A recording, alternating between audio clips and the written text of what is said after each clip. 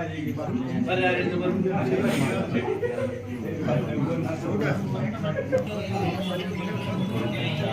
रामचंद्र की जय, पवन पुत्र हनुमान की जय, जय श्री राम, जय जय श्री राम।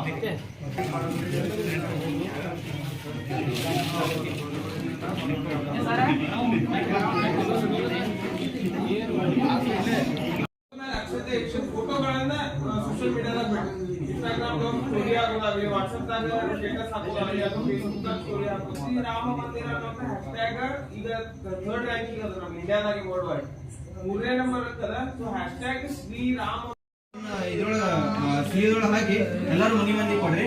ಮತ್ತೆ ಸುತ್ತಮುತ್ತ ಆ ಟೈಮ್ದಾಗ ಭಜನೆ ಅದು ಇರ್ತಾವ್ರಿ ಗುಡಿ ಒಳಗೆ ಹೋಗಿ ನಾವೆಲ್ಲರೂ ಸೇರಿ ಒಂದ್ ಕಡೆ ಭಜನೆ ಅದು ಮಾಡಿದ್ರಿ. ಮತ್ತೆ ಎಲ್ಲರೂ ಹೇಳಿದ್ರಿ ಆ ಟೈಮ್ದಾಗ ದೀಪ ಹಚ್ಚ ಅಂತ ಹೇಳಿ.